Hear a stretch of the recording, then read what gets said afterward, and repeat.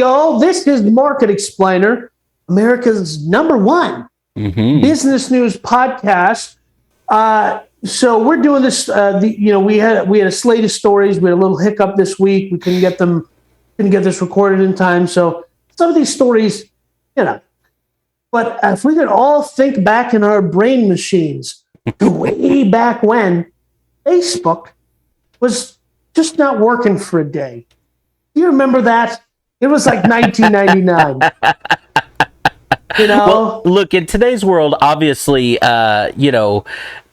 the internet is what happened a week ago can be a long time, but this is really important. So what we're obviously discussing is a little over a week ago, Facebook went down for, I think, a grand total of, what was it? A grand total of, I'm trying to think, 6 hours, right? Yeah, 6 hours, which people, again, short memories. Facebook went down for about 24 hours a couple of years ago, and didn't cause this kind of stir. But we live in a different world. Even though that was only 2 years ago, we live in a completely different world for some reason in 2021. So Facebook was down, Instagram was down, right? Essentially all of Facebook's products were down for 6 hours. And when I say down, the entire system was down, which led to an entire beautiful day on things like TikTok and stuff like that of people guessing why they were down. So I saw an article from America's leading technology publication, Barstool Sports, that said that Facebook was just deleted off the internet. Like I said, since they're America's leading technology publication, I took that as fact, and I just expected that Facebook would never return. And that was one of the conspiracy theories, is that the source code, right, what they call source code, was deleted off the internet. And, so this is what I appreciate about stories like this, and we'll get to actually what happened in a minute, but I think this is the actual story within this, is during that. And we're only talking about 6 hours here, folks. We're only talking about 6 hours from, 7 to 8 o'clock in the morning through the midday. It spawned story after stories. Now, we all know that Danny loves to, even though he'll deny it, he is the conspiratorial of the two of us. His imagination loves to run wild. This also happened to be the morning after the Facebook whistleblower did an interview about Facebook. So listen, a lot of people tried to link these two things. I'm not saying that Facebook you shut their site down to delete a bunch of data that might incriminate them. I'm not saying that. I'm also not saying that leak was a plant. Oh, yes. All of a sudden we have this leak saying we need more regulations we need to regulate social media as an enterprise, because anytime you regulate something, all it's going to do is prevent Facebook's competitors from existing and growing. Because, God forbid, Barkerberg. Have any competition. Well, so my favorite conspiracies are the conspiracies that the conspiracy is a conspiracy. That's, so like you just said, the whistleblower being a conspiracy. No, that's for a conspiracy. That's a proven fact. No, it's not. It's not. Yes, it is. But that was one of my favorite conspiracies during that time frame. Was there were several videos that came out. I think I saw most of them on TikTok. I saw them a couple of other places that were of people. Too old to be on TikTok.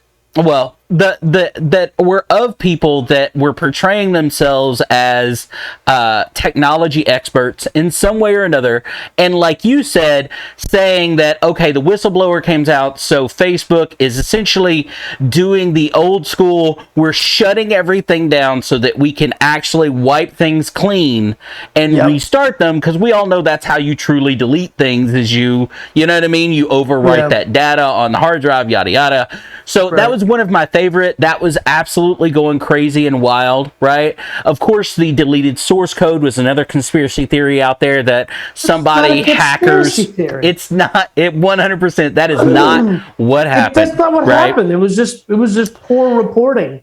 Well, it was. Look, this happens a lot in today's world, and it happens a lot in business, which is why. But we're so fast paced in today's world, the 24-hour news cycle, that Right. almost any story that catches traction becomes the truth until it's proven otherwise days later.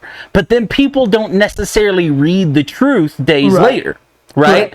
And this has happened on Reddit before. It's happened with anybody that has these big audiences, that something becomes even partially true or sounds true, and then it gains traction.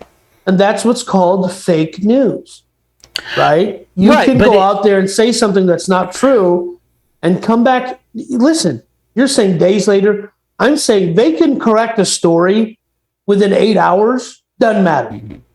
Nobody cares after 8 hours. Correct. Absolutely. If you launch a story at the beginning of a workday, that's it. That's the narrative. Right. So I'm going to continue believing and spreading the news that Facebook's source code was actually deleted. That is not what happened. No. The simplest way to explain what happened is there are really two parts of the internet. When you go onto Google and you type in an address, it, like your physical address, it goes to a place called the DNS servers that essentially connects you to where that website lives, whether it's Google, whether it's GoDaddy, wherever, whether it's a server sitting in your house, there's a connection in the middle. What happened is a cascade failure between those two things, between Facebook servers and the DNS servers, which is why you couldn't find the source code, right? Because there was a disconnect of where that source code lives, right? People don't understand the way the internet works, so you can... This happens in medicine and business all the time. If I use enough big words, I can make something sound, well, I can't find the source code. The source code is gone. Well, it's because you don't have access to the source code, because that connection is gone. Now, this is not supposed to happen.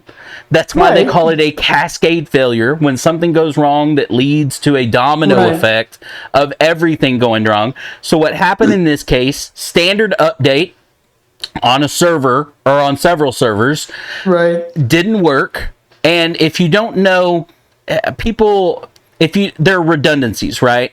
This is supposed to happen on this while these others are working, and then vice versa.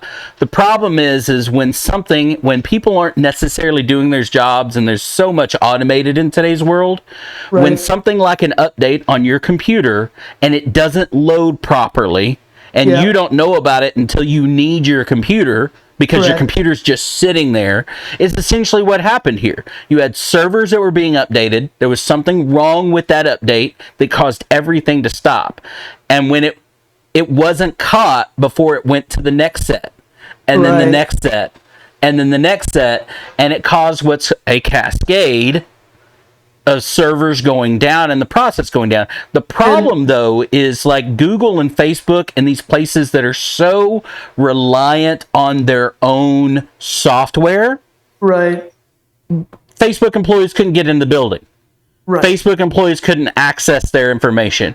The first problem they had with dealing with this, actually, and I'm surprised it didn't take longer than 6 hours, is the people that were in charge or that could fix it couldn't gain access to fix the problem. And the reason the big man is so intimately familiar with how the internet works is because he is so old. He was there when it was invented by Al Gore. That is partially true. That is partially me. There is a reason that there are the people that deal with the hardware side of almost everything in technology are like me, right? Because we were around when you had to figure out, almost like your car, you had to diagnose what was wrong with the computer and figure out whether it's a hard drive or whether it was this or whether it was that. So computers in the old days used to be very like automotive, right? You kind of figured it out and diagnosed it yourself and then replaced it. And that's why there's so many hardware guys that are older generations, because they had to figure this stuff out. And believe it or not, the internet and hardware of computer systems works very the way it did 30 years ago. right? It's With the just way it that the works. chips are faster, and then everything else is, just more advanced, but Right. similar. But this is similar Yeah. in the way that it's laid out, right? A heat sink is still a heat sink, a fan is still a fan, you know what I Right. mean? A processor is still a processor. They're still laid out in a very similar way that they were 30 years ago. Right. Right. And that'll change actually in the near future, but that's a completely different conversation. This one surrounds the fact that I think the conspiracy theories I think the most fun about this story is all the different conspiracy theories, hackers, Yes. the whistleblower, you know what I mean? All these, the source code thing is what people during that time did. Now, one of the other sides of this that I think was good that came out of this, I saw on Reddit entire threads of people that were so afraid because their business relies so heavily on Facebook Instagram, advertising. man. Right. These kind of, when I say Facebook in this case, I'm talking about all of it, right? Yeah, because it was not just Facebook, the single app. Facebook erroneously has named its corporate umbrella Facebook, as well as their website's named Facebook. Right. Google had done this for a long time, and then they created Alphabet, which is the holdings company that owns everything. Because when we're talking about this, we're not just talking about Facebook, the app, we're talking about Instagram, WhatsApp, Facebook Messenger, which is horrifying, and Oculus. We're all down. And but when Messenger, I mean, they've pushed that out as people use Messenger as their text messaging app, as their whole, like, they've encompassed that into what everybody can use for almost all messaging, right? And that kind of stuff. Phone calls and video chats with Messenger. Absolutely. Wow, and so all of that being down, you had people that their entire way of doing business, not just business, but personal as well, did not function. Right. Yeah, and if you've relied on it for long enough, you don't know how to use other things either. Right. Like, that's the way it works. I know people who have WhatsApp groups in their industry, and it's them and competitors who are in this WhatsApp group, and they're constantly like, hey, how many units did you move today? Can we do some horse trading, that kind of thing? Mm-hmm. And, if you're losing a day of business, for people, that revenue is a lot of money. But you know who lost a lot more money? Facebook and Mark Zuckerberg. Well, they lost fake money. So what was that number, Danny? What was that number? I've seen $5 billion.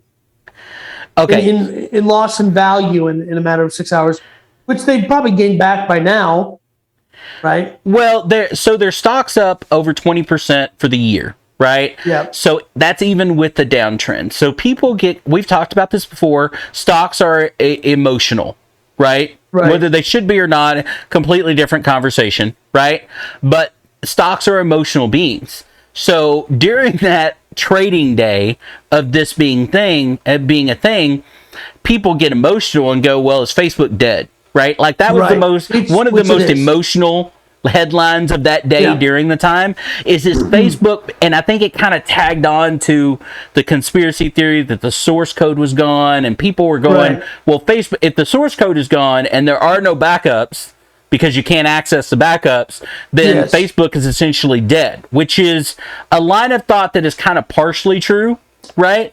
That Facebook, Instagram, and that would just be dead. Like, literally would never come back.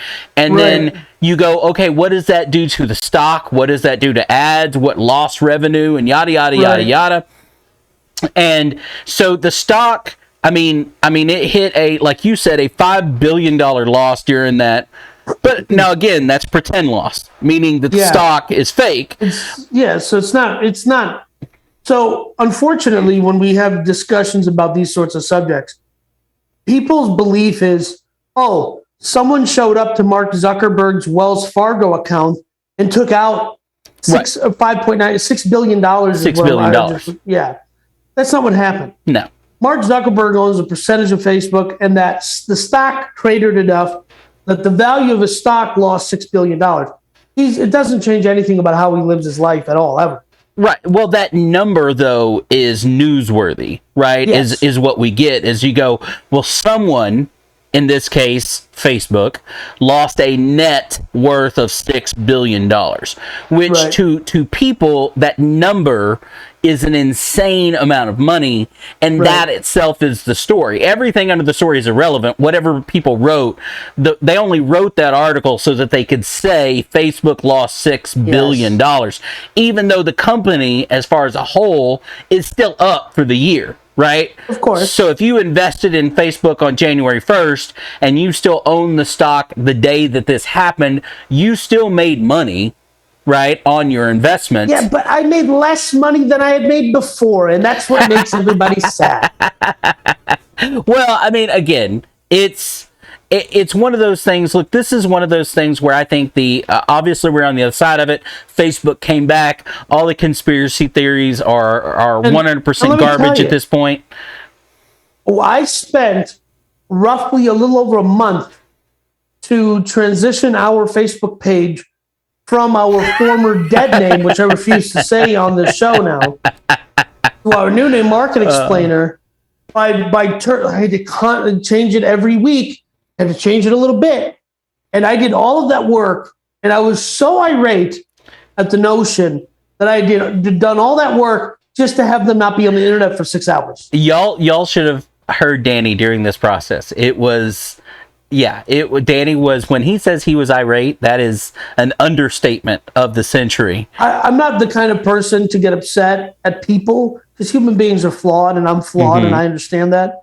But there's something about when technology or something mechanical doesn't work correctly, I see red. And it's just for no reason, by the way. For no reason. Like when there's no logic to why this computer will not work the way it's supposed to, or approve what it's supposed to approve, or whatever. Absolutely. I think that is 100% correct. We are on the other side of this. I think we'll have to do a follow-up story down the line to see whether this whistleblower part of this story, how it actually affects Facebook in the long term, or if it affects Facebook at all. It won't affect Facebook. Here's how it will affect Facebook. There's some kid right now who's 16 or 17 who has a great idea for a blockchain social media website that everyone will want to use. And they won't get to make their website, or they won't get to make their app, because Mark Zuckerberg will have used the federal government to squash that kid's dreams. And that's the story of the whistleblower. It's fake. As Danny would say, that is such a red pill thing to say. Yes. And I disagree wholeheartedly, because it's called a fact, big man. Look it is not a fact. That is not the definition of fact. That is your opinion. That is an opinion of Danny of Market Explainer. My opinions are facts. And here's another fact. We're moving on to the next story. There you go.